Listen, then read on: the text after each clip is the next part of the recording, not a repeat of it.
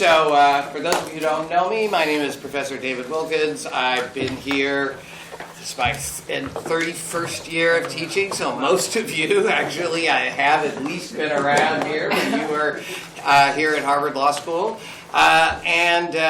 Among many other things, I am the faculty director of the Center on the Legal Profession, as well as a co-founder of our executive education programs, which we'll talk about in a second, and something called the Vice Dean for Global Initiatives on the Legal Profession, which just means I study all of you.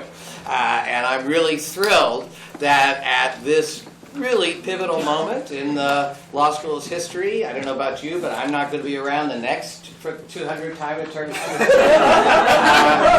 that we're spending some significant time talking about the legal profession in general and the critical role being played by general counsels.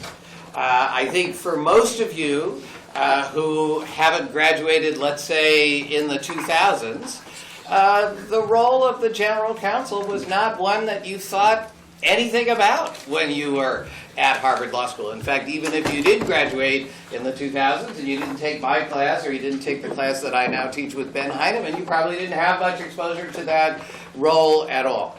But I think all of you know, as lawyers and policymakers, or I'm sure there are business people and academics in the room, that the general counsel has become not just an important role, but I'm going to argue the important role in shaping where the legal profession is going.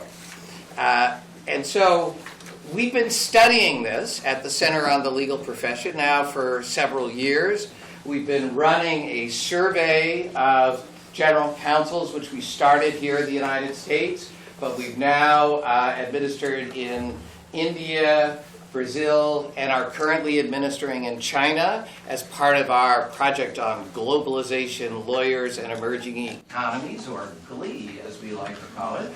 Some of you will get the joke after the popular TV show. I don't sing and I don't wear a tracksuit, but I do study how is globalization reshaping the market for legal services around the world, and one of the key forces in that reshaping is the spreading of what you might call the modern, sophisticated role of the general counsel. In fact, I can't help but show with pride the trim little volume we just published on the Indian legal profession in the age of globalization. If anyone needs either a doorstop or a lethal weapon, I recommend it. But one of the central chapters is around how the role of the general counsel is evolving in India. And we have another book coming out on Brazil, not quite as big, but pretty big, in January, and the book in China will be off this time next year. And we're headed to Africa.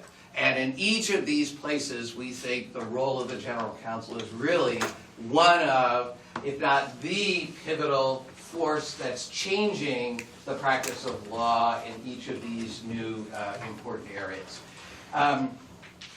When we study general counsels, we have kind of isolated 6 areas in which the role has changed substantially over the last several years. The first is just size. General counsels or in-house legal departments were quite small. They have now become quite large, some as large or larger than some of the largest law firms. And that, GE has 1,300 in-house lawyers. But it's not just in the United States. The Tata Group in India, for example, has something like 400 in-house lawyers. So the size of departments has changed considerably. Second, the credentials and the demographics of the lawyers in those legal departments have changed dramatically. In many parts of the world, not the United States, but many others, if you were in an in-house legal department, you didn't have to be a qualified lawyer. In fact, in some places in the world, my friend Dan Foote is shaking his head, you could not be a qualified lawyer. In fact, you had to give in your Bengoshi card in Japan to become an in-house lawyer. That is still true in some parts of the world, but it is declining. And in fact, more and more in-house lawyers are not just qualified lawyers, but they're also some of the most sought-after law graduates in the world. Although few in-house legal departments in the U.S. hire directly out of law school, even at a place like Harvard, although a few do, many hire the top graduates of this school and every other school and many schools around the world after they have been in legal practice for 4, 5, 7, or 10 years. And that's a tremendous change. It's also, in-house legal departments have led the way in the changing demographics of the legal profession, which is sort of obvious by the panel that we picked here. Let's just say if you were going to the managing partners forum, it would not look like this. In-house legal departments have been leaders in not just hiring women, but promoting them to senior positions. People of color are doing much better in in-house legal departments than they are in outside law firms, and in-house legal departments are much more global than even many of the most global law firms. Third, and perhaps maybe this is the most important change, the relationship between the in-house legal department, and in particular the General Counsel, and the rest of the company has changed dramatically. General Counsels are now quite rightly considered among the very top officers in any major company. Members of the C-suite. In fact, maybe we could ask our panelists, some of them are no longer called General Counsels, they're called Chief Legal Officers, to make clear that they are on par with the Chief Financial Officer or the Chief Executive Officer. They sit in on major strategy planning, not just in legal, but for the company as a whole, particularly as law has become more and more a critical part of every company's strategy, not just in the United States, but increasingly around the world. Many of them have other departments that report to them. So in other words, they don't just oversee the legal function, they oversee things like government relations, or human resources, or environmental compliance, or compliance in general, or many other functions inside of the organization. In fact, they have become among the most influential and powerful people inside the organization. And that has in turn affected the fourth area of change, which is with the relationship with outside law firms. It used to be, in many organizations, the most important lawyer to an organization, even a quite large organization, was the kind of relationship partner or the managing partner of the company's most important outside law firm.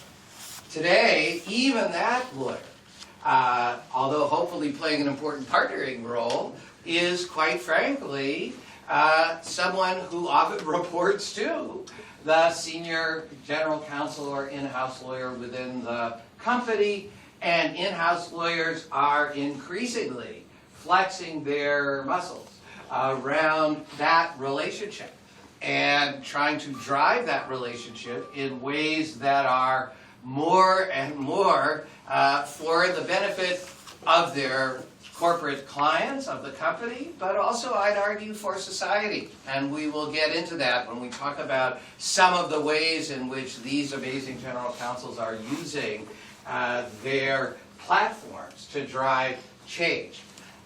Which leads then to the fifth and sixth areas that general counsels are now far more influential. One is within the bar itself. Again, you would go when I was young, which I remind my son was in the last century, but not the century before that. You would hardly find any in-house counsel in bar meetings or bar organizations, let alone at the kind of senior and distinguished levels. Now in-house lawyers are quite influential in the bar and are using, as I said, that influence to change the bar in ways that they believe are more consistent with what they see of the world and of the legal profession from their points of view. And the sixth area general counsels have also become much more influential, and that is in the broader public policy debates. Again, when we think of whether that debate is around climate change, or whether that debate is around intellectual property or cybersecurity, or whether the debate is around human rights, or whether it is around regulation, not just here, but but around the world, general counsels have become influential and respected voices in all of these important public policy debates. You add up these 6 areas, and it's not surprising that we wanted to start off this series of discussions of HLS in the world by speaking with some of the most important and influential general counsels we know, and all of whom just happen to go to Harvard Law School, and all of whom I happen to know quite well. And I'm just thrilled that they all agreed to come. Let me just say, if your appetite for reading does not extend to 972 pages in our India book, I urge you to take a look at our digital magazine, which is called The Practice. There's some flyers for it out there. All of you, it's very easy to subscribe to, and we've done a series of issues in The Practice on the changing role of the General Counsel, in which we try to summarize some of the academic research that we do in a way that hopefully will be more accessible to busy practitioners like yourself. That is, I've always said in law, we really have never had anything between the Harvard Law Review, which not as many people read as perhaps they once did, and the American Lawyer, which even if you read, you probably shouldn't believe. So the goal of The Practice is something more like the Harvard Business Review or the Economist or something like that, to provide independent, objective information about issues you care about, like the evolving role of the General Counsel.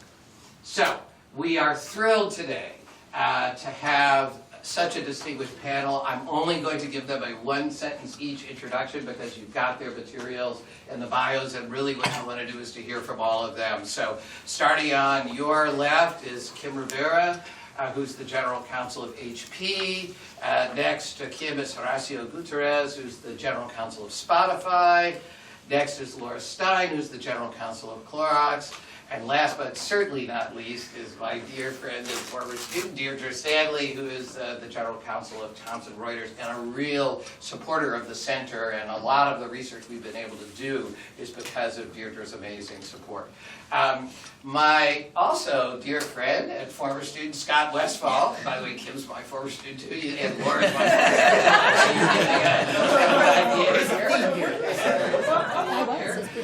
who is the amazing faculty director of our executive education program, who's been leading new ways of thinking about connecting the law school with amazing alumni and professionals like yourselves, and who, along with me, we teach courses in many different areas, but including one we call Leadership in Corporate Counsel, on the changing role of the General Counsel.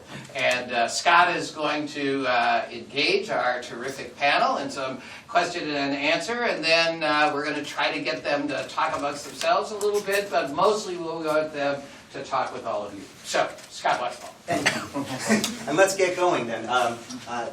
One of the things that we wanted to do with this session was just to make sure that you got to hear some interesting perspectives across all of the dimensions of the role that General Counsel is playing, but also because this is an event that students are here too, and I'm very glad. Thank you all for coming. We want to talk about the career paths of General Counsel. How has this evolved? The in-house revolution is creating so many new interesting opportunities, and General Counsel are along the way in the middle of reinventing not only their role, but the organizations where they are serving. And we wanted to start out with Horacio because you've had this really interesting transformation in the last couple of years where leaving a very, very, very senior role at Microsoft, a giant public company, behemoth, and a law department with, 1,000 lawyers? 1,100. 1,100 lawyers. You've become the General Counsel of Spotify. And it's a really different environment, I'm guessing. But I'd like to hear, if you could share with us, your path, what you're noticing in the transformation from that kind of environment to where you are now, and the role you're playing to shape not only the law department, but a really interesting disruptive company and their culture. It's all yours. Thank you. Well, I think, first of all, it's great to be here, and especially with this amazing panel. A lot of things that David said actually apply here. The unique thing about that transition is I went from managing a legal department where I had 850 people under my care to a team of 45 people with an average age of the mid-30s. And that in and of itself was a great adjustment. But the most important thing is it's a company that, because it sees itself as a technology disruptor, has a very different relationship with risk, business risk, than a large established company with tons of contracts with governments all over the world and things like that. So the adjustment was really at different dimensions, but one of them is the relationship with risk. And being able to draw the line of risk that's really integrity risk, where there's a line that you would never cross, with getting comfortable with the notion that the company has a mission of looking at established commercial structures and disregarding them. Because it feels that, we're, especially in the music streaming business, you are trying to operate at internet speed in a world of legal infrastructures of the early 20th century. So that mental adjustment was quite significant. The other one that David mentioned is the fact that you come in as a general counsel and you have a job description as they're recruiting you that says your job is legal. And then when you realize you can actually do okay with that, they start throwing new things at you. So within 3 months of being there, government relations was added to my package. And then 8 months into the process, the content acquisition function, which is a really important function in the company, everything having to do with dealing with music labels and the other, it's added. So now you're having to navigate this notion of wearing multiple hats and understanding where is the line of being the objective legal counselor and where's the line of being the person who's running a line of business, and how do you play those two and how do you balance them. The job descriptions in a company of this size are guidelines. They're not mandates. They change pretty quickly. Yeah, exactly. And as you're trying to think about setting a leadership tone across the organization, across all of the functions, what we hear a lot from General Counsel is this really challenging role of not being seen as the department of no, and also showing how you're creating value for the company. Because I think what we teach an executive education program for law firm leaders, and we have one for General Counsel, and value is at the center of both of those. Law firms are trying to show that they are creating value beyond, the statement on the billed hour, and they're trying to create differentiation so they can keep their rates going up and show that they're creating value for the client. But what they don't always appreciate when we have joint programs now with clients and law firm partners is that in-house you've got to show that you're creating value too, because on the bottom line, risk avoidance doesn't really show, right? How are you dealing with that in your environment? Well, look, I think it's mostly a question of dialogue. You come into an organization, the organization has a certain ethos that you have to understand as a counsel coming in. And then, fundamentally you have to understand the long-term strategic goals, and the role of the in-house counsel is not just to say here are the boundaries, is to be able to allow them to achieve them. And I find that most of the time, my conversations with our CEO, with the board, with other people, are is there a better path that you can advise as a lawyer of achieving what they're trying to achieve that reduces legal exposure and legal risk. So it's not about, no, you can't do something, but is there a smarter, more nuanced, more sophisticated way of getting there that you can help them construct, because you are aware. And by the way, look, we may be a startup in some ways, but we're a market leader. We're operating around the world. It is such a complex world, not only the international legal regime, but the soft law issues, the reputational issue. It is also a service that really caters to a certain demographic who's very committed to certain values and things like that. So everything you do and everything you say can have an impact on the success of the business. So the perspective you have to bring in is not purely a legal one, not only a regulatory one. It's also, how is this going to affect your reputation? How is it going to affect your image? How is it going to sit with the demographics that we cater to? Now, so if I'm a young law firm associate, I'm thinking about a career switch, or I'm a law student, I'm thinking someday I want to be in an entrepreneurial company, and actually I'd like a legal role in that company.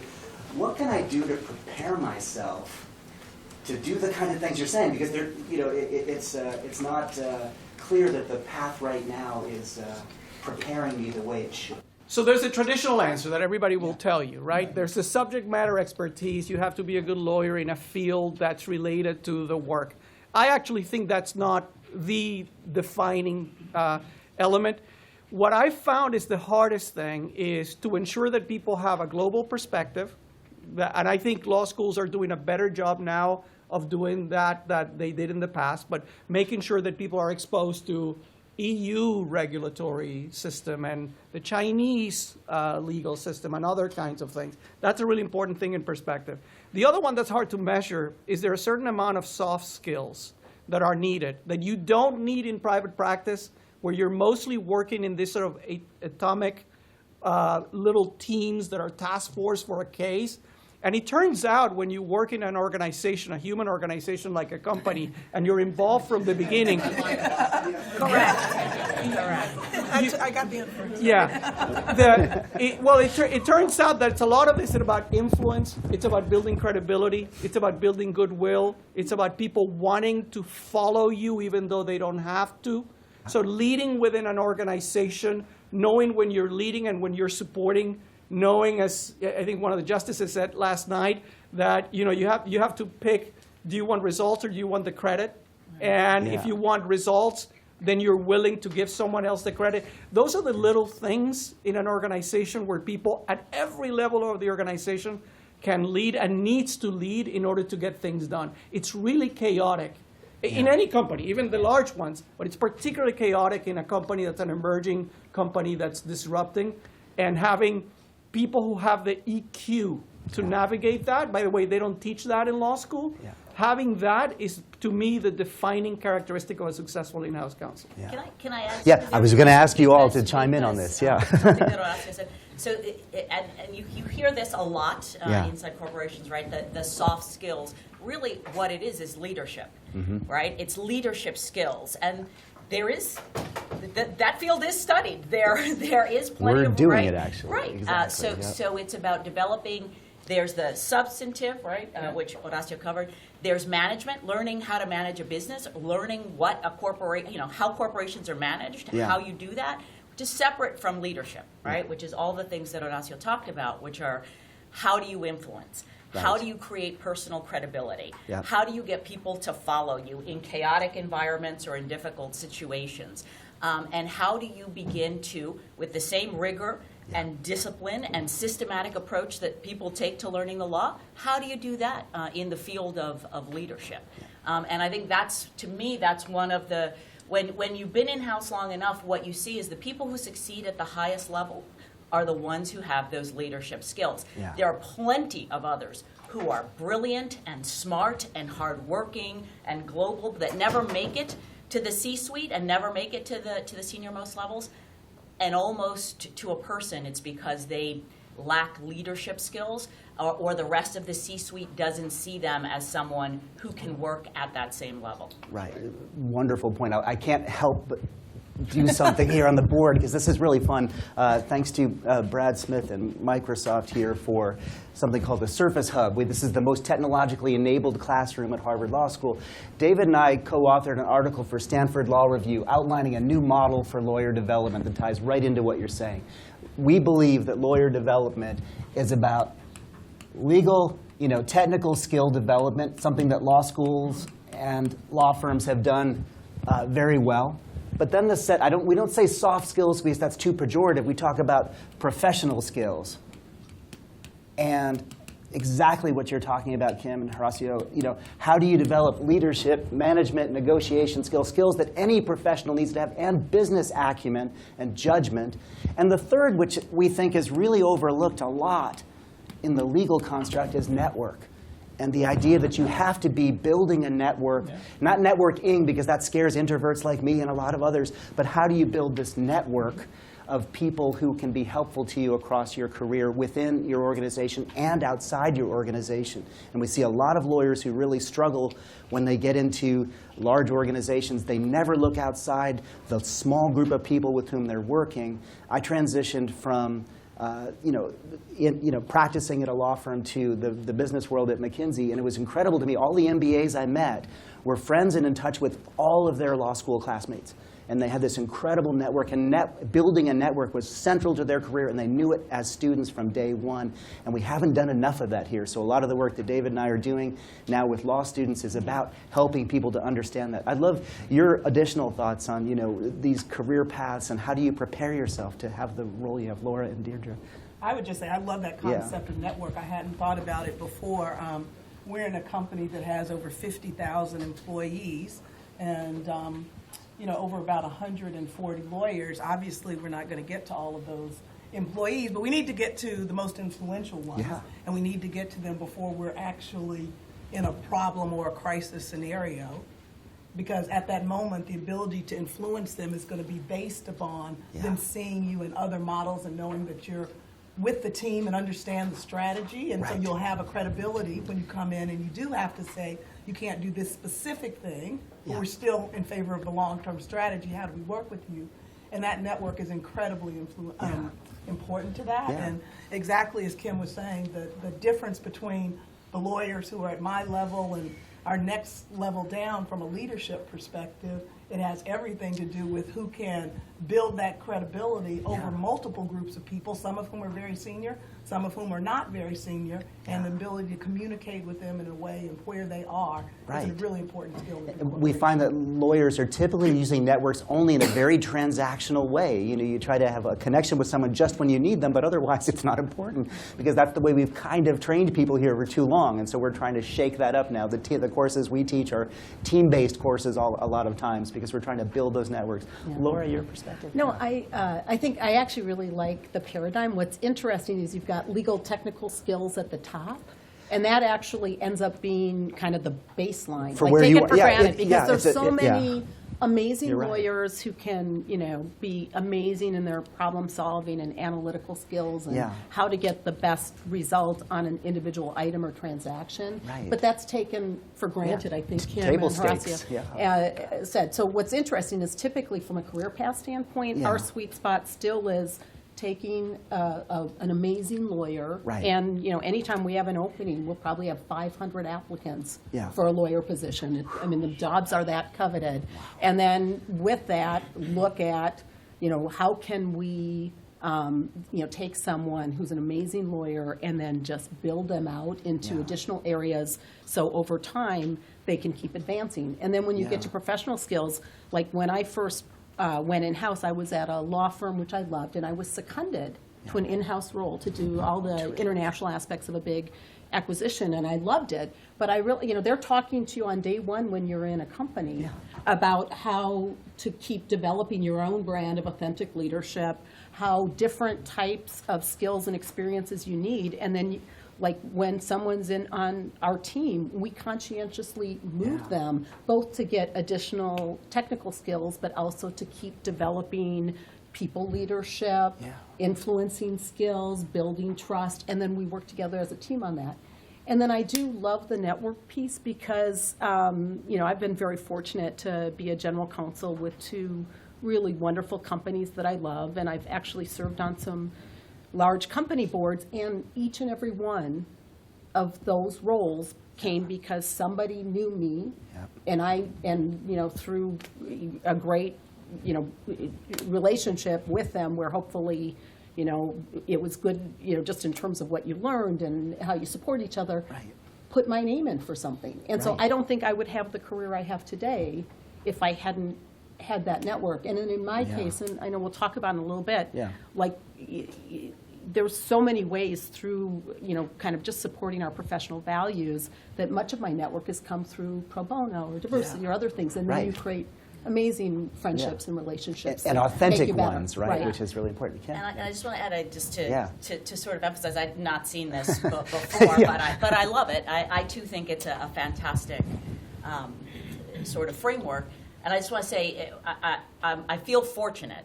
HP is a larger law department, right? So we've got 400 people, we've got lots of resources. And what I want to point out is, in the same way that law firms, I think, invest in developing associates and lawyers, we chose to invest about a year ago. We created something called the Growth Zone for my group. It is a tech-enabled platform, right? It is meant to train all of the lawyers in my organization. And by the way, they're in 40 different countries, right? So it's tricky, right? We're trying to think about how do we create a consistent development platform for all of these lawyers that can help them grow and develop these types of skills. And in fact, the modules, and we partnered with Coursera and some others, and we created, we put it on a platform called Brain Candy. And you can access it from anywhere in the world. And it has 3 basic modules, which are business and financial acumen, right? Technical and legal skills. And then we don't call it networking, but we call it building personal influence, influencing and communication skills. And then we supplement that with live sessions where we invite our business partners or our other functional executives, and we have small closed sessions where people ask them, how do you, how can we work better with you? How do you think about our function? How could we influence your organization, right? So it's a continuous process. But it is a lifelong process is the other thing. It never ends. It's not like you sort of arrive at a certain point and you're done. It is sort of a process that we intend to have just continue running for their whole careers. Outstanding. And this is the lifelong idea is something that our profession has typically kind of missed, but for the development of that top part. And I put the top part just because that's where the investment level is right now. It's not a signal of importance, but we have invested only in the development of technical proficiency across the course of lawyers' careers. We haven't done what other organizations have done, consulting, accounting, engineering, the military. My father was a submarine captain. Every time he was heading towards a promotion, the Navy took him offline, and he had a very significant training to prepare him for the next role he was about to play. And our profession has not had that. So kudos to you for building that. And that's what our executive education program here is all about, realizing that the profession itself is handling the technical skill development pretty well, but all of these other things are being missed, and we're really concerned about that. Yeah, and I will say it's interesting. I don't know, something about the legal education still, I think, engenders a little bit of a barrier. So I will tell you, not all of these modules were super well received. Right. Good. Very good point. No, I mean, we went Yeah. to some edges, right? We have some people who talk about how to hack your brain, how to hack your body, how to do sort of, right? And these are not typical. These are not typical types of modules. We had Bob Johansson from the Institute for the Future, right, talk about future leadership literacies. So it's a little bit out on the edges. And like I said, at first, I think folks were like, not clear how this is, But if you... it's an interesting point. One thing that I've noticed in my teaching now with teaching lawyers in the middle of practice is that, and knowing something now about neuroscience and the way our brains work to generate creativity. What neuroscientists find is that for creative idea generation, it's important that you're exposing yourself to a broad variety of ideas. What we see in law firms is that people specialize and specialize and specialize, so we're worried about that. But the other thing that they find is that for the neural synapses to work across these various areas of exposure and knowledge that you have, your brain has to be able to go quiet for a little bit. And we don't go quiet. And it's really, when we teach our executive programs and we have people able to step out for 5 or 6 days and their brains start to go quiet, it's a transformational experience because it's the first time in a long time they're coming up with all these creative ideas, and you empower them the way that.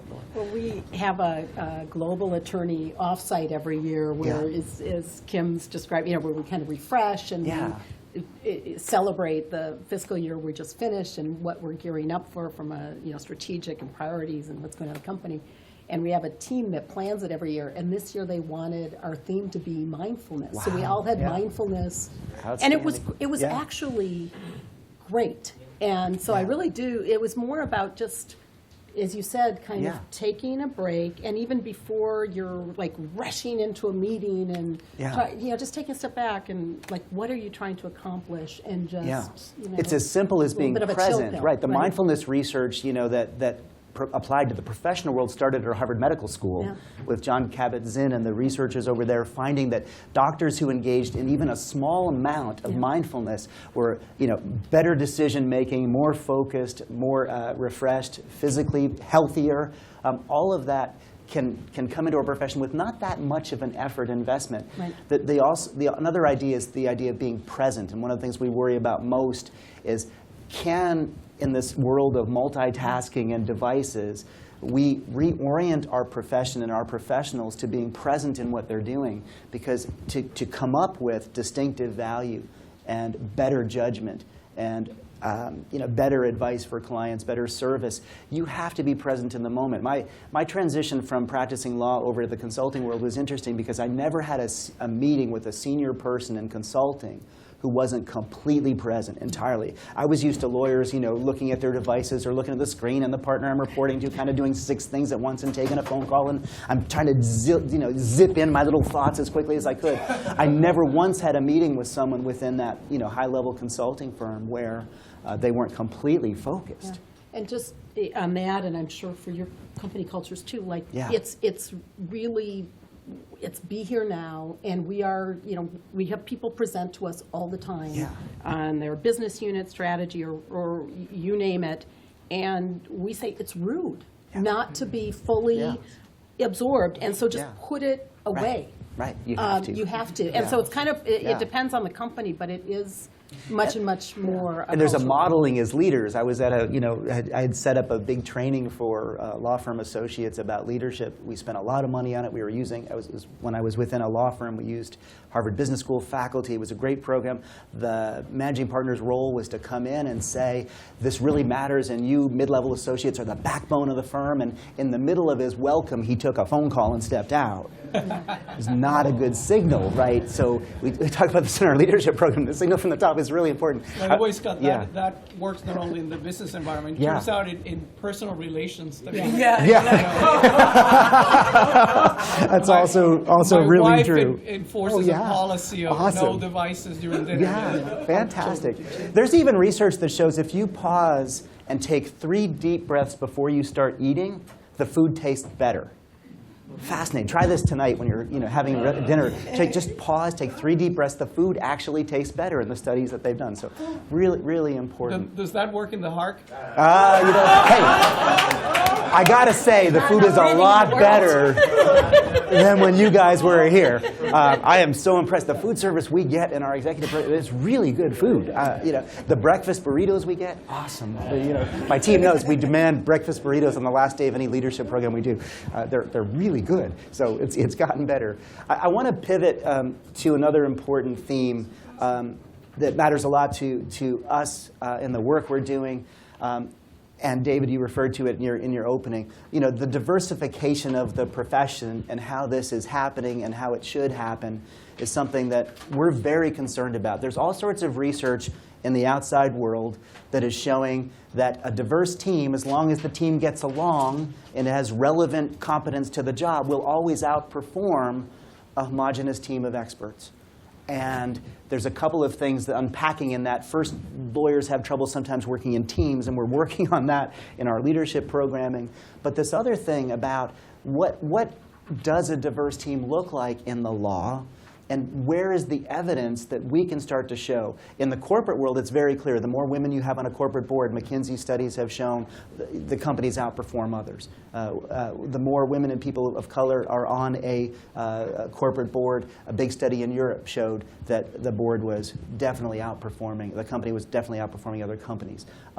We have the idea out there in the legal marketplace, but I don't think we yet have the metrics that are measuring the improved performance of diverse teams. We need to develop those, but there are pioneers and people in the profession who are setting benchmarks and changing things. Kim, you are one of them. In February, you issued a very bold challenge. I'd like you to talk to us about it and why and what you're seeing. So I think, let me give a little bit of context, because I think it's important to have the context. So I joined HP 2 years ago. Right. And I joined right at the moment when they took the $100 billion plus enterprise and broke it into 2 Fortune 100 companies. Yeah. And one of the reasons I came to HP was because I started talking to them before the split, and they had the opportunity to do something that's very rare in a public company, which they were going to get to build a public company board for a $50 billion plus company from scratch. Right? So you're not rotating 1 or 2 players in. Suddenly you can create an entire board.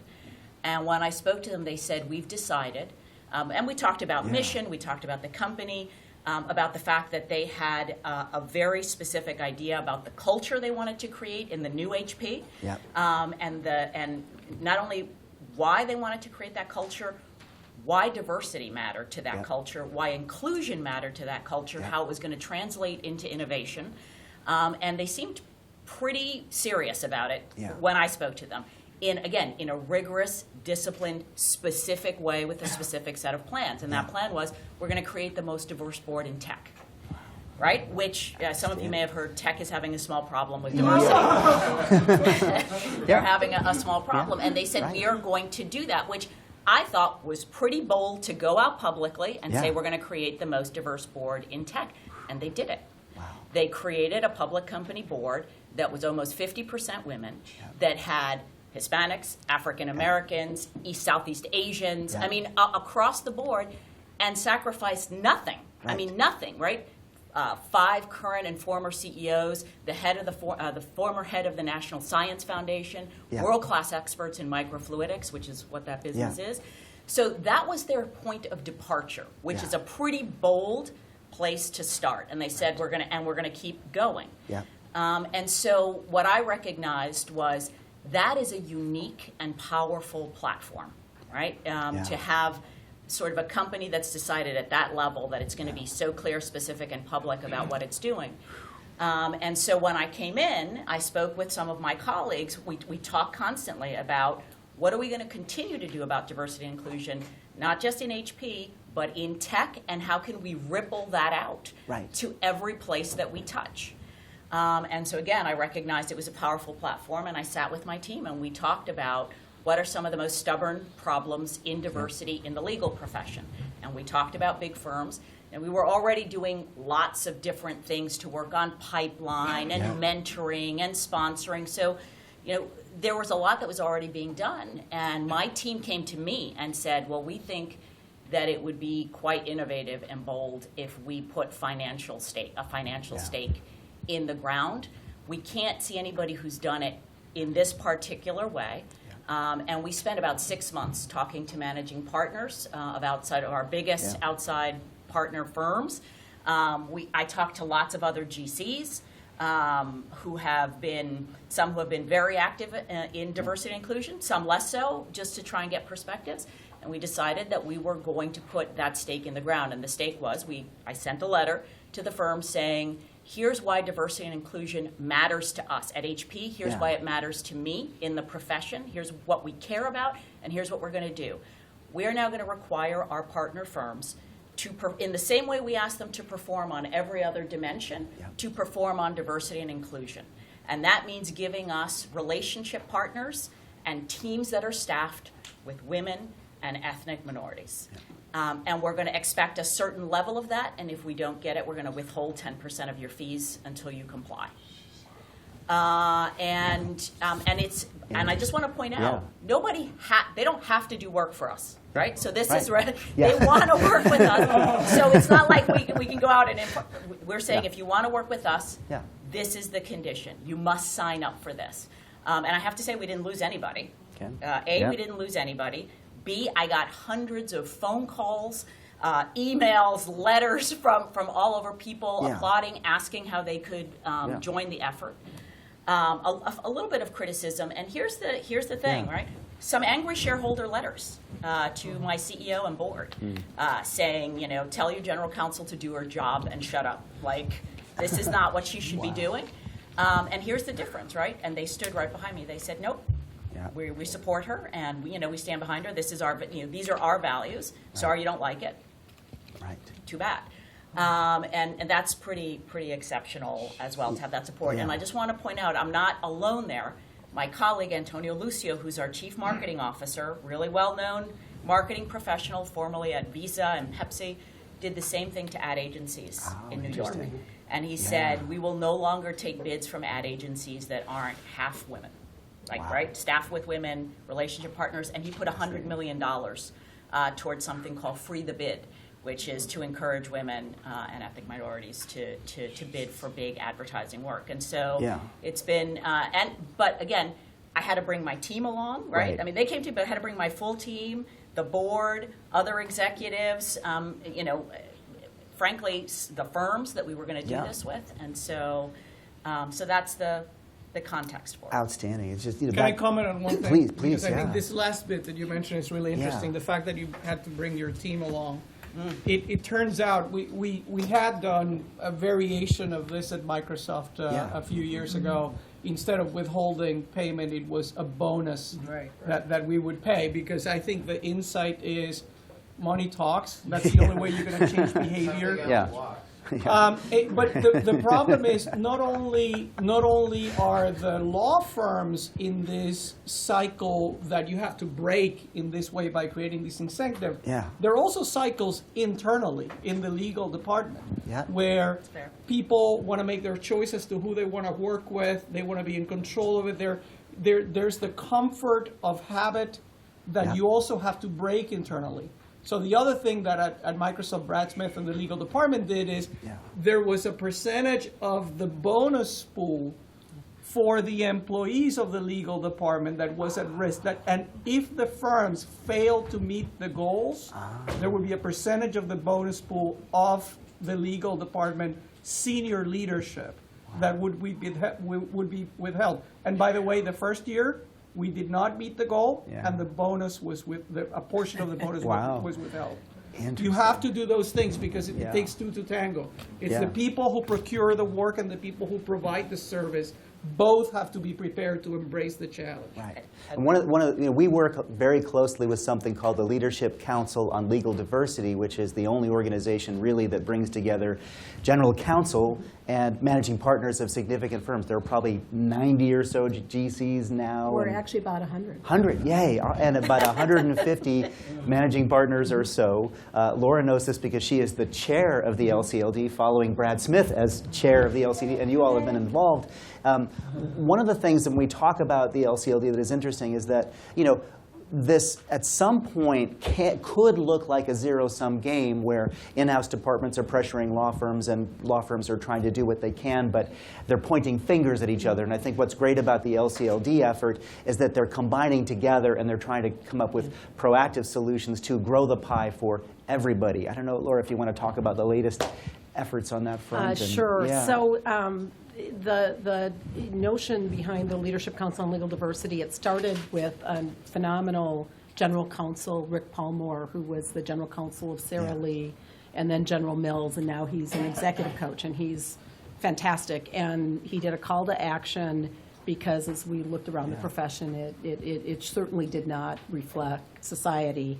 And given the special role that lawyers have in society and protecting free society, if we don't mirror population, we're going to lose our place of legitimacy.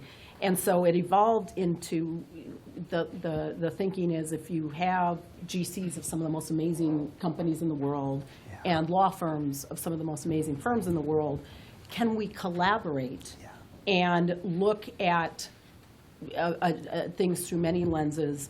And one of the things that we've done is first, just a lot of what will bring diversity and retain all of us in the law is creating opportunity. So we've created leadership programs within our organizations where law firm lawyers and in-house lawyers are partnering. It's creating the networks you're talking about and really focused on the professional skills and on leadership. And it's been amazing. And we're putting kind of the best of the best on our teams through some of these programs. And then we're trying to share best practices. We're trying to really have candid conversations about what our challenges are and learn from each other to, like, you know, not only are we helping develop leadership and individual talent, well-deserving talent, but how can we have an impact on our own cultures and our own organizations to make us more inclusive, to make us more diverse. We're working on pipeline. There's a number of things we're doing. But the whole theory is really collaboration, and we need to be in it together. We also need to involve academia and the law schools and other parts of our profession. So it's very much collaborative, but at the level of having the leaders of the organization, we have influence, we can get resources, we can together make a difference, hopefully. Can I just say one thing on that? Because I think that what Laura talks about, that collaboration, is really very important, and I think it's something where we as in-house counsel and as general counsel can look at what's going on in our own companies and share some of the things that we've seen work at scale in companies and corporations where diversity really is an important issue. It's an important issue because of customers. You know, obviously, if you're just operating in the United States, it's becoming more and more diverse over time, and clearly if you're operating globally.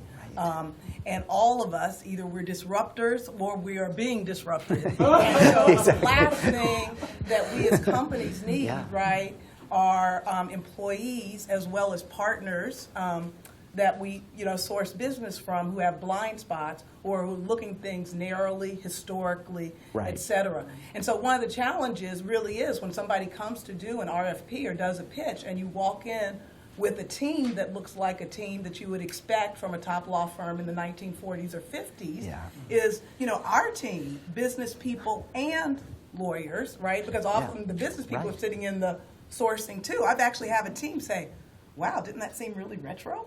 Exactly. Mad Men, here we are. It just doesn't seem, and it matters because people on the teams are used to dealing with people, even if, and whether it's the law or anything else, everything is becoming more specialized. But we all have to work across those different specialties. And so that skill set of working with diverse teams is a really important one going forward for anyone. Just simply because the diversity of the issues, the diversity of the people, the diversity of the disruptors is really critical to getting business results. So I think that as a long-term survival mechanism for law firms, it's really important to be able to know how to interact with that diversity. And can I just say the initiative that we launched at HP, right, is intended to be multi-year and ongoing and not static. But one interesting thing is 2 weeks after we launched that initiative, and it got a lot of attention in the media and some other places, we had a very significant matter that we needed help with. And I won't say the names of the firms, but everyone in this room knows these firms. They are the firms that everybody says, oh, but are you going to really apply that to this one, and this one? Like when you're really in a pinch, when your back's really to the wall, when you really have to bring them in, to work with your board, are you really going to apply that? Like, are they going to sign up for that? I bet they don't sign up for it. So 3 of those firms from New York showed up in our offices 2 weeks with the most diverse teams you have ever seen. Wow. They found everyone. They found everyone they have and brought them to the pitch. Wow. And there's a lot you can say about that. Right. But I was very gratified because I said they heard us. Yeah. They heard us. Right. They know now, don't come retro. Don't show up retro. Really it's not going to go over well. And so it's once I highlight it only because, yes, long-term, sustainable, measurable progress matters, but sometimes it just matters to highlight the issue and make sure it's fresh and alive and that people have it top of mind and they're paying attention. And if I can say one thing, please, Scott, and just going back to what Deirdre said, you know, the key question is, why do you want to do this, right? And the answer is because it makes you better. I mean, if you work for a company that has global challenges, that are multidimensional challenges from a marketing perspective, you're working, especially if you work in the internet world, you have this shifting demographics, this incredibly complex landscape.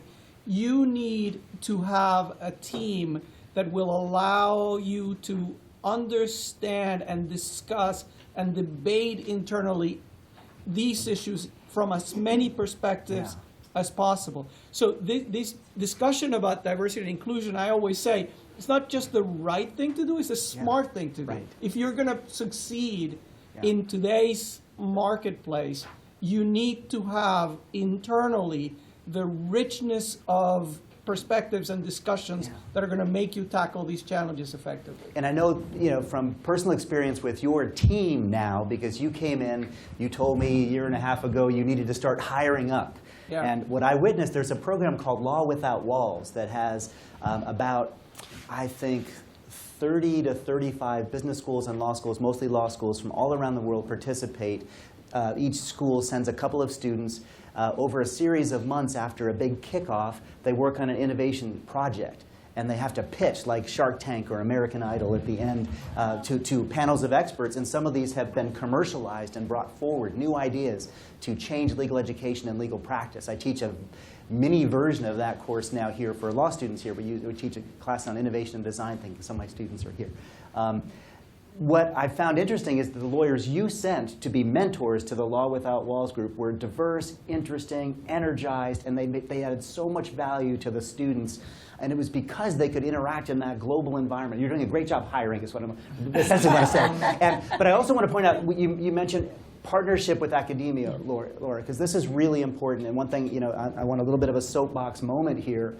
If you take a moment when you're here to talk with Jessica Soban, our Dean for Admissions and our Dean for Strategic Initiatives, she will tell you that there's a big issue in the pipeline. And that issue is that younger people are not perceiving law anymore as a place where you can make a difference. And the people who are doing best on the LSAT aren't even applying to law school. And the number of really talented people of color who are looking at career options are seeing law as slow-moving, a place where there's not opportunity, and a place where you don't make as much of a difference if you go to Google and Yahoo and the business world. And we're losing that talent. When we were younger, those of us older in the room, law was the place where you went to make a difference. We saw the civil rights movement, the environmental movement, the post-Watergate political reforms. Lawyers were at the center of change, and that is not the way the millennial generation perceive our profession. And we need to combine forces and get the message out that lawyers are change agents in the world. This new in-house revolution is showing exactly how that's happening. What motivates, I wrote a short article about millennials with a millennial, and we're talking about the sense of purpose and meaning within an organization. That's what they're looking for, and in the law we're not conveying that sufficiently. One of the things that I think can create that is a sense that you're part of something that's changing. Deirdre, you mentioned disruption. I'd like to turn to that. You're in a company that's disrupting the profession. Can I just say one more Please, thing? One more thing, just about kind of diversity and tying it back to academia and teaching. I think the other challenge that academia has, and for lawyers who are coming in house, is the fact that I think there's a lot that's still taught according to a fact pattern, and so you have a static fact pattern. And then you're identifying the issues, and then you get the A on the test if you figured out the most issues. For those of us who are in-house, part of the point is that we have to figure out, we're talking to real human people to figure out what those issues are, and a lot of times we're creating the fact pattern ourselves that's going to be judged in the future, and that's another reason I think that diversity matters. You have to be able to hear what people are saying, because it's not going to always be knitted in the nice, well-written fact pattern that Harvard law professors write it in. And you have to then be able to say, what are the 2 or 3 things that we could change to actually change the outcome. And that's a big part of what we're doing. One of the best things that's happened here, since the days when Norman and I were here, the class of '89, I was '88, is that we have so many more clinical programs now and opportunities for students to start learning those skills about listening to clients than ever before. And I think maybe 80% of our students do at least one clinical now. Big sea change. I did a Moneyball study, for those of you who saw the movie Moneyball, on talent at one point within a large law firm. I took 4 classes of mid to senior level associates, all their performance evaluations from the day they started, and all of their resume information from the day the firm hired them.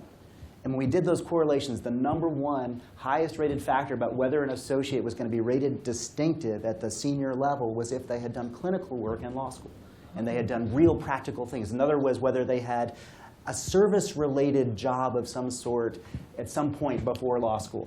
And they were used to putting themselves in the service of others and listening to others and having empathy with others. I don't want to insult anybody who was on Law Review, but Law Review correlated negatively with everything at the bottom on this survey. And it was really, in this group, that's what it looked like. And it was just fascinating. These other skills are somewhat important and important to develop. I don't know, thoughts, reactions on that before? Well, so notwithstanding that challenge, I still got to be a general counsel. Outstanding. But still, you want me to talk about the disruption that we're doing? I'd love to hear. So one of the things, your company is so interesting that way. our I'd love to company hear is about it. interesting. Yeah. One of the things that's great about working in a corporation is that we do have to kind of innovate to survive, and we know a number of companies that have failed to evolve kind of as the world around them has evolved. At Thomson Reuters, we're involved. We're the world's leading provider of news and information to professional markets, and for this audience, the most important of that is the legal profession, right? And so all of us remember growing up getting our Westfahl training, and frankly to our competitor too, LexisNexis training, et cetera. And I think, that still happens at law school. But one of the interesting things about our company is that, we've continued to look at, kind of how is the profession changing and what is it that lawyers need. But I would say that it's being very much led by this concept of what I think you've identified here as the in-house counsel revolution. I would call it a little bit more of an evolution, right? And so if you were to look, maybe 30, 35 years back, when lawyers first started going in-house in any kind of numbers at corporations, it was really kind of a cost-saving mechanism, right? So we have a lot of contracts with customers and suppliers. We've got a lot of employees and a lot of employment litigation. Let's try to reduce some of those outside counsel bills. We'll still go to the outside firms for the big stuff, but let's try to reduce those outside counsel bills and bring a few lawyers inside. Once lawyers are inside, they find out that we're pretty effective people, and those of us that have some modicum of leadership skill end up, having other roles within the company from a leadership perspective. But one of those areas of cost management has continued to be very important in our jobs overall. And so really taking the lead from in-house counsel who were looking at bills that said for services rendered X million dollars or X $100,000, and then said to firms, look, we really need to get underneath this. You got to tell us how you came up with this big number.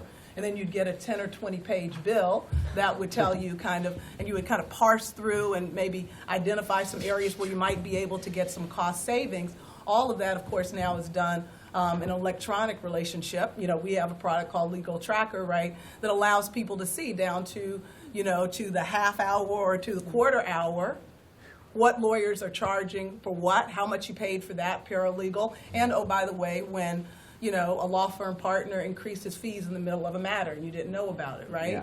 Now, securities lawyers will tell you once you have disclosure, that changes behavior. Right? And so, in fact, I think usually that, for the positive. Right? And so, but with outside counsel, I think it has kind of made them think about how it is that they're going to build and transact for legal services. So this concept of, but it's also empowered the in-house bar, right, to say, well, wait a minute, if this is what it cost me when I add this all up to do the term sheet before I got to the deal, and, oh, by the way, I have somebody who spent 8 years at a firm of this caliber, we'll do the term sheet, and we'll go out to the law firm at a later stage, right? And so that relationship as to what is done in-house and the quality of the work that's done in-house versus what is in outside firms is very much enabled by that visibility into cost structure. And so I think that's been a disruptor, in some way. But the disaggregation, I think, probably has been Also quite noticeable in the area of legal process outsourcing, for example, right? So, we talked about that issue of kind of the facts and creating the facts, not just the law being part of what we have to do.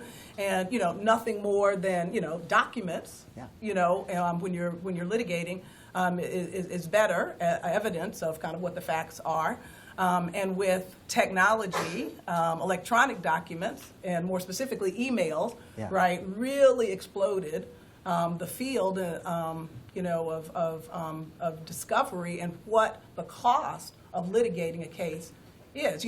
So many cases now never make it to trial because just the cost of, this point about is law an agent for change. Certainly in the business sector, litigation has become less of a matter because, there's an aspect to our business where at some point we just need certainty. Now, there's some things you're willing to litigate on because if it's not, if it's one of your major patents, you're going to have to go to the bat for that. But some of the other cases, you're just doing cost-benefit analysis, right?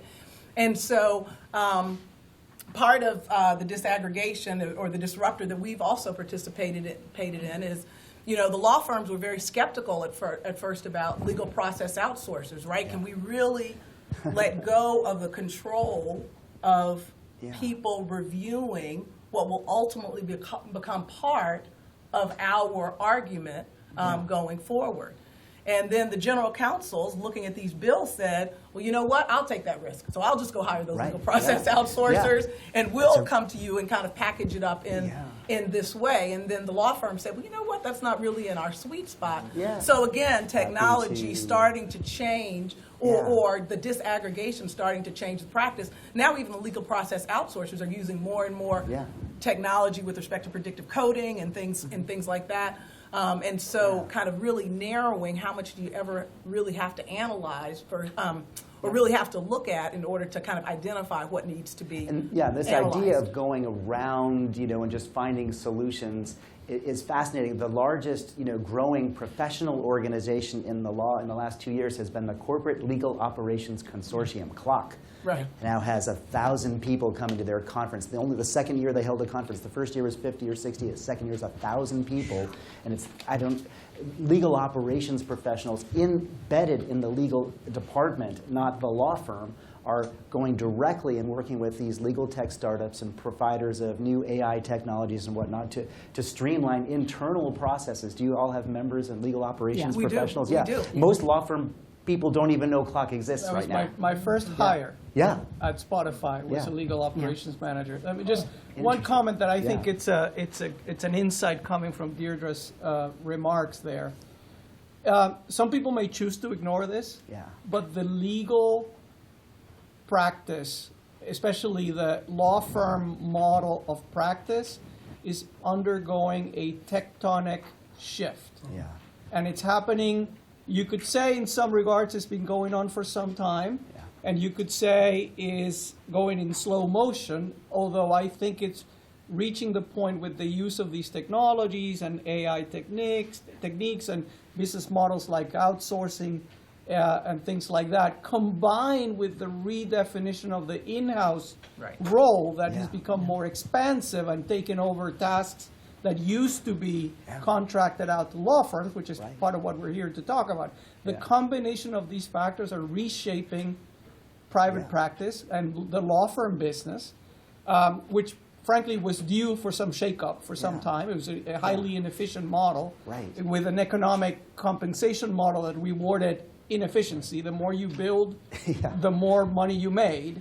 That is happening right now, and that, by the way, that has implications in terms of the ability to hire law school lawyers that used to that path into the law firm first year is moving out. This is as dramatic a shift in the legal practice business as we've seen in many decades. Yeah, and I just want to, it's interesting, I want to pick up on something that Laura said also, but I think a lot of leading edge in-house departments, beyond surveying what's happening, have been focused for a long time on this problem of how do you restructure the value relationship with the firms, right? How do you go from something that's really just about how many hours you're doing to finding some other measure that both parties can rely on, and it's tough. But departments have been focused on that and this disaggregation of work for a long time, and now add to that looking at technology and applying it in-house as well, right? So we did at least one big acquisition where we used AI. Internally, in the diligence. We look at, my finance colleagues have a softbot center that they've created to aggregate finance data to simplify how they do the close of each quarter and how they, taking away these manual processes, and we're looking at how we can do that with contracting and other things. And so to your point, the world's not going to wait. It's moving. It's gone. It's out there, right? And to Laura's point earlier, one of the things that I think about a lot and I worry about a lot is I became a lawyer because I believed in the influence that lawyers can have in society for the good. And when you listen to technologists talk about the pace and speed of how technology is evolving, and you hear everyone talk about how there are systems already in place and they'll be irrelevant soon and replaced by others, and we have not yet even begun to think about the ethical and regulatory consequences or frameworks for those, and they're already moving past us. I worry terribly about the legal profession losing its relevance in helping figure out not what can we do, but what should we do. Yeah. That's a really fantastic point. It really worries me because I'm in Silicon Valley, so I feel like I'm surrounded But by people all the I time. think it's an interesting point, though, about the relevance of the in-house bar and how I think that we are well positioned, right, as lawyers to actually have the influence because, we think about kind of government policy and how that is legislated, how it's implemented, how it's shaped. Right, but to your point, if you look at the major kind of newest technology firms, right, so you just say kind of a Facebook or a Twitter, et cetera, right, they're making it up every day as to how does this privacy rule relate to me, because for sure it wasn't written with anything that I had in mind, right? And so lawyers inside there are, advising people on risk as the law ends, but they're also advising on reputational risk. I mean, as all of us are. I mean, I use those examples as the most extreme, but both the largest companies in the world, as well as the most innovative companies in the world, especially in the technology space, the lawyers who are in-house, the lawyers who are in, government and regulatory affairs, many of those folks are lawyers, right, are people who are very influential, in many cases, more so than legislators and regulators in shaping the outcomes of how these relationships are going to work. It's really interesting because it wasn't necessarily an expected outcome of the in-house revolution, but it's so obvious when you step back and look at it because you're at the intersection of business, policy, interacting with the world, the commercial world, and how society is ordered in a very special, unique position to influence both. Laura, your resume reads like an incredible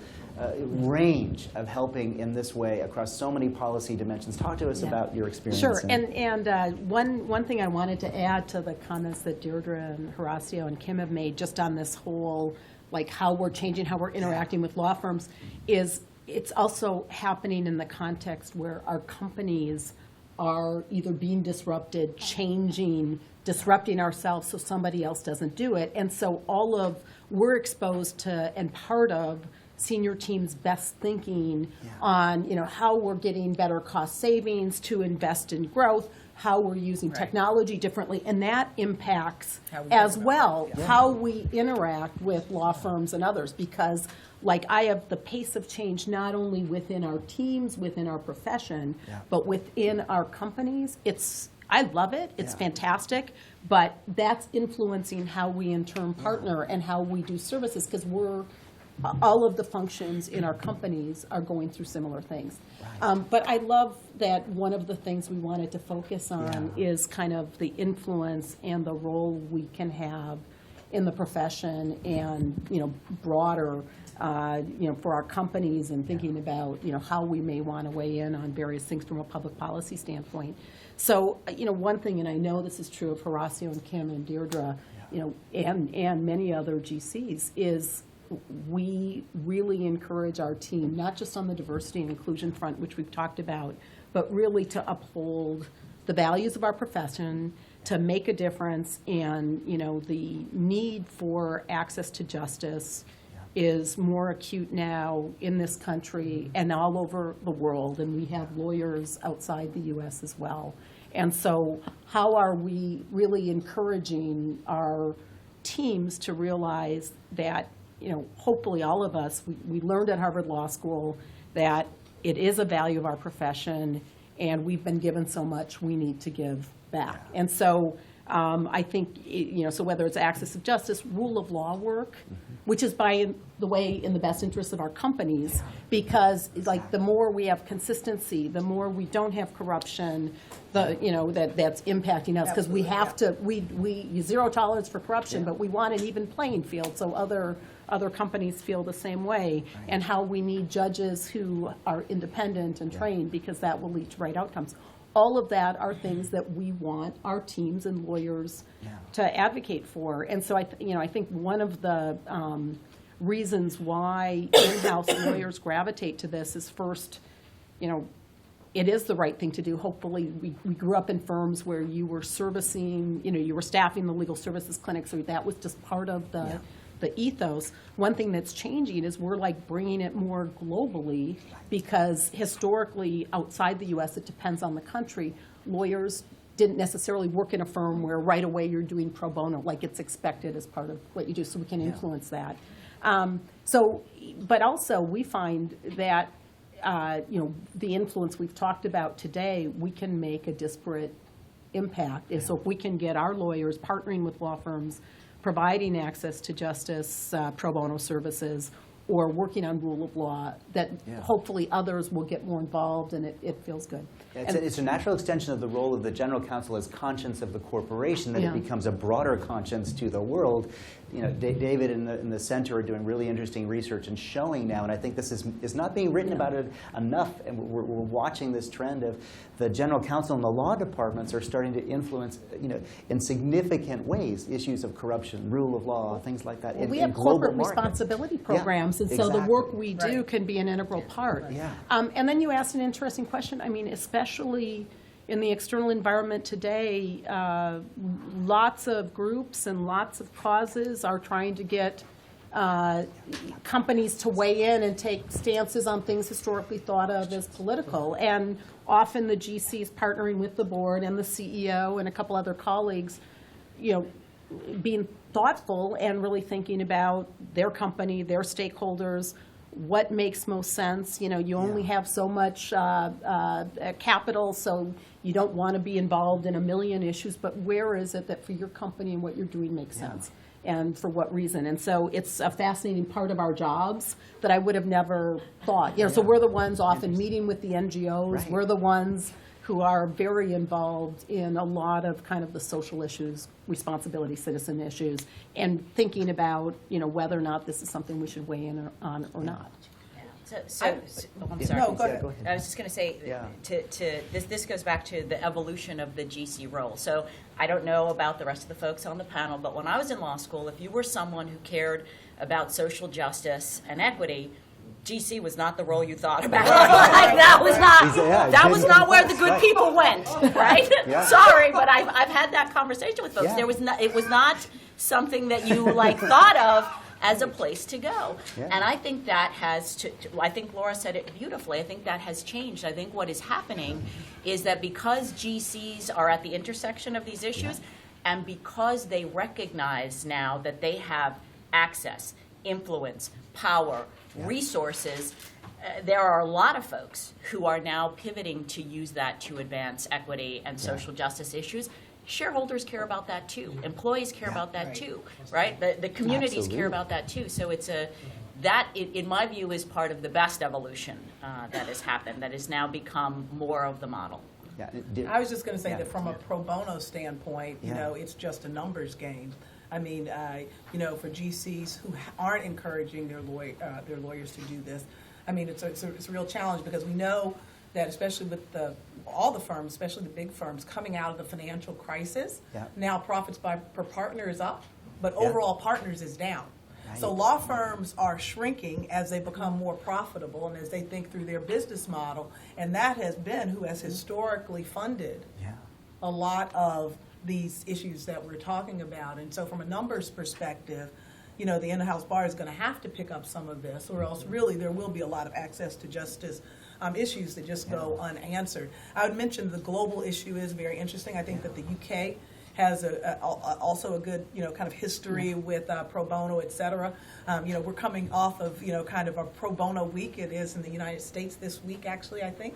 And, you know, we had a kind of a coffee where we were talking about opportunities and had, you know, a panel of not-for-profits come in and talk about ways in which, you know, people could do pro bono with them. And so, you know, setting up different programs is really important. I'll do a plug for our platform, Trust Law, which really brings global opportunities in pro bono. And so if you go to, you know, trustlaw.org, you'll see one of the things that we do is we partner law firms and in-house counsel departments with NGOs around the world, right? So if you're helping, if you're interested in helping people in developing countries doing X, right, you can actually go in and do a search. We're screening them to ensure their legitimacy, right? And so it's a platform to connect lawyers, particularly in the U.S. and the UK, but anywhere, right, who want to do that pro bono work but want to have more of a global focus. Again, this collaboration, networks, team building skills, great opportunity to do that, you know, with people on your own team or, you know, with other law departments. So it's a fun diverse team. And what we're finding as we look at the generation of talent now moving into your organizations is that sense of meaning and purpose is so critical to engagement. The talent market globally is more transparent now than it ever has been. And you're at risk if you're not providing that sense of meaning, and they'll find something else to do. It's much easier to do that now than it ever was. One of the things that I have learned from my mentor, favorite professor when I was at law school is there's nobody who wraps up a session better than David Wilkins. I'm going to ask you to tie this together for us, David.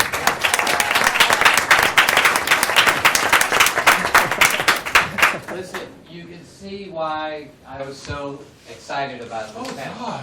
Okay? You can see why these issues are so critically important, no matter where you are in the world or where you are in the profession.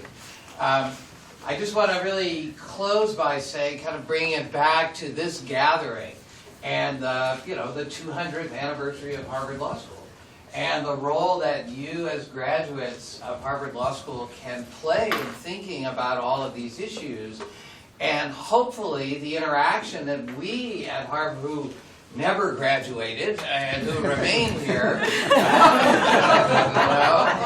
a constant remedial program, can help you with that. So we kind of covered 4 big buckets here today. We started out talking about careers and career paths. We then talked a lot about diversity and inclusion in a global world. We then talked about disruption and change, in how the world is evolving very rapidly, and as Horacio said, is reaching now a tipping point that we have seen in many areas of technology and other things where things just go faster and faster and faster.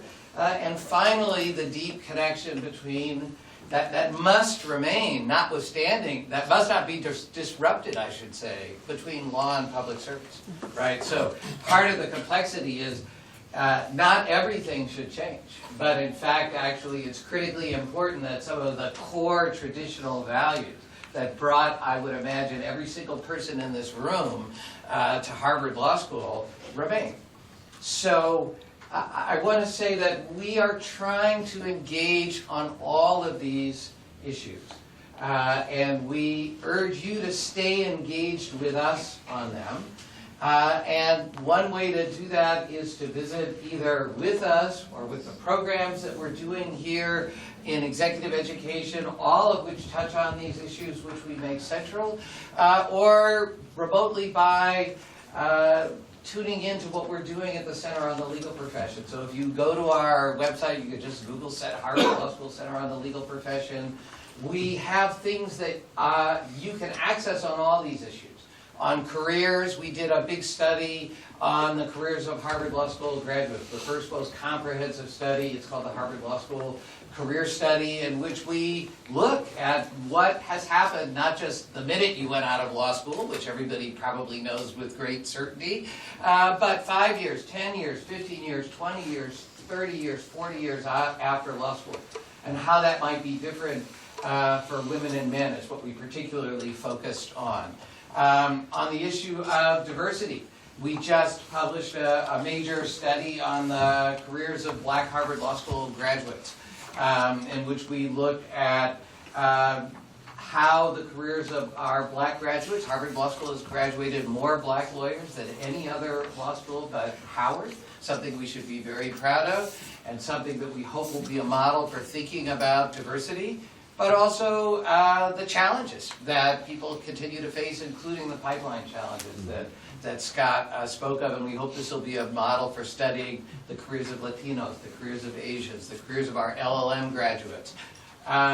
On the issue of disruption, we have a major project on disruption in the market for legal services, in which we're particularly studying, as Scott said, this evolution of this new role of Chief Innovation Officer or legal operations person, and how we think about the critical issue Kim Rivera talked about, which is how do you think about what quality means, where the value is, not just price, because we know that if we reduce law to price, Kim, this is one of your fears, we're going to miss out on some of the things that are so critical.